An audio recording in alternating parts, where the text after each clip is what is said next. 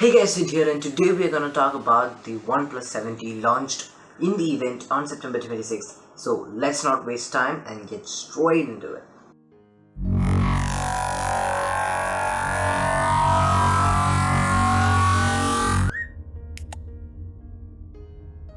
First up is the OnePlus 7T, and talking about the design, it is the same as we have seen in the leaks with the teardrop notch on the front of in the screen and a triple camera setup in a circular housing on the back. And there are two color variants this time around, and they are frosted silver and glacier blue, which is a lighter blue, much more pleasing color than the nebula blue of the OnePlus 7 Pro.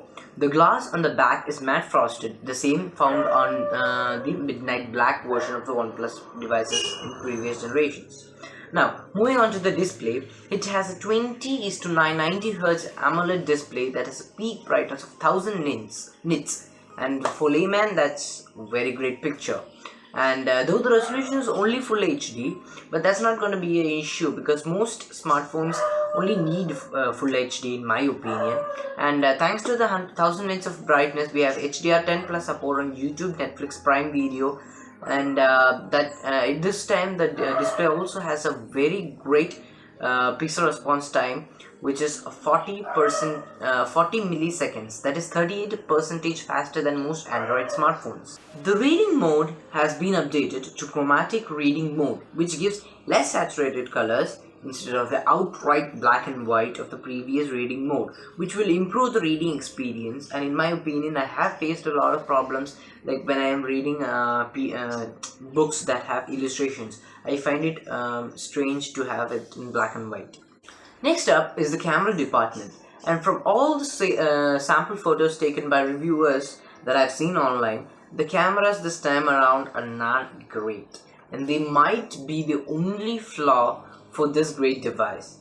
Though I believe it can be improved via software updates, as it has a pretty good hardware of a 48MP primary lens, a 16MP 117-degree ultra-wide lens, and a 2x zoom lens. There is also some additional software upgrades, like the portrait shots can be taken in telephoto lens also, and there's a super steady mode for better stabilization of video, and the nightscape is also available on ultra wide now. And the ultra wide can also shoot macro mode at a distance of just 2.5 centimeters from the subject. This is great, as macro shots bring a totally different perspective to photography, and I love it. Though in the keynote they called it a macro lens, I believe it is a macro mode because there is only 3 lenses in the phone and not 4. The front camera is same as OnePlus 7 at 16MP. Moving on to the performance, this one is a beast in all its sense. It's got a Qualcomm 855 plus Snapdragon processor that runs at 2.9 GHz paired with 8 GB of RAM and UFS 3.0 storage of 128 or 256 GB. It only has 3800 mAh battery, but that is compensated with the new Rapcharge 30T, which is the third generation of Rapcharge and is supposed to be 23% faster than the 7 Pro's charger.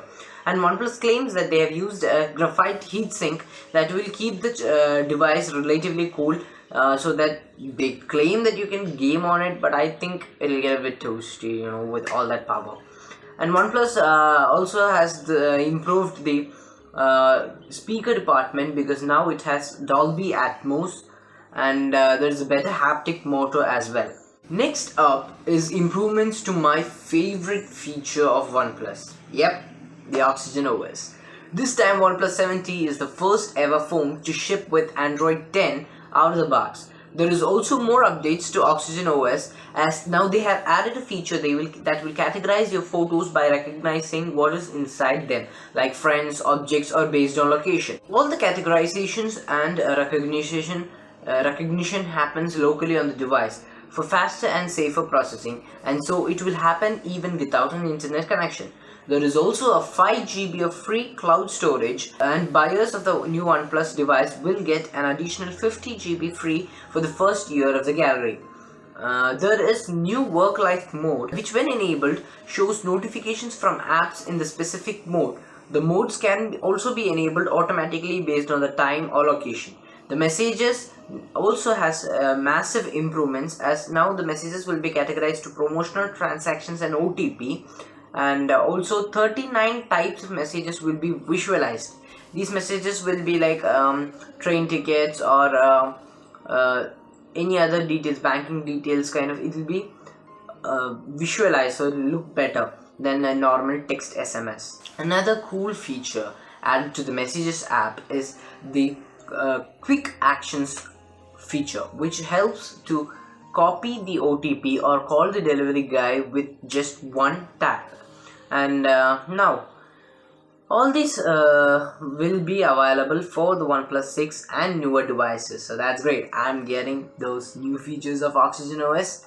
I've not got the update now, but when I do, I will try to make a video about the new features.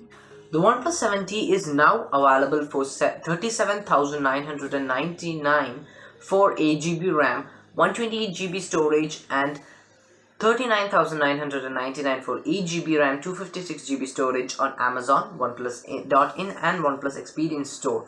I have left links to those in my descriptions, and I would like to say the disclaimer that those are affiliate links, and if you do use them, I will get a small commission, but not to any extra cost for you. So do feel free to use them and support my channel. There's also a new olive green color bullet wireless at the usual price of 5,990, to which too I will leave link in the descriptions. OnePlus also stated that they are working on a wallet called OnePlus Pay that will be out sometime next year. Another payment solution.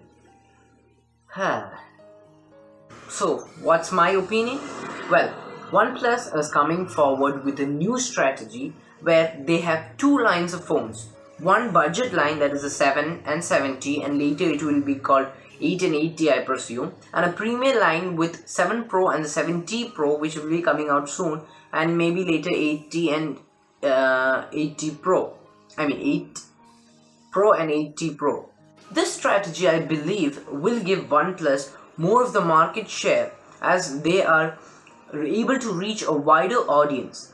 Coming back to the OnePlus 7T, I think it is a great value for the money, especially with the 90Hz display and the 855 Plus processor for just 38,000 is a great deal. The camera is underperforming for the price, and many are not fans of the back camera housing design, but the camera performance will surely be updated via software, and for camera housing, well, OnePlus wanted to do something different, I guess. Overall, if you are say using 5T or older device or any other Android device of that time, I think it will be a great upgrade. And on a side note, there have been leaks of the OnePlus 8, and they have the older housing. So if you truly don't like that new housing, then maybe you can wait until OnePlus 8 comes out. But otherwise, I guess it'll be a good upgrade for those old phone users. So that's it for today, and if you dislike the video, you know where the button is. But if you liked it, do hit the thumbs up, leave your suggestions and feedbacks in the comment section, and stay subscribed and turn on notifications so that you don't miss this. Until next time, peace.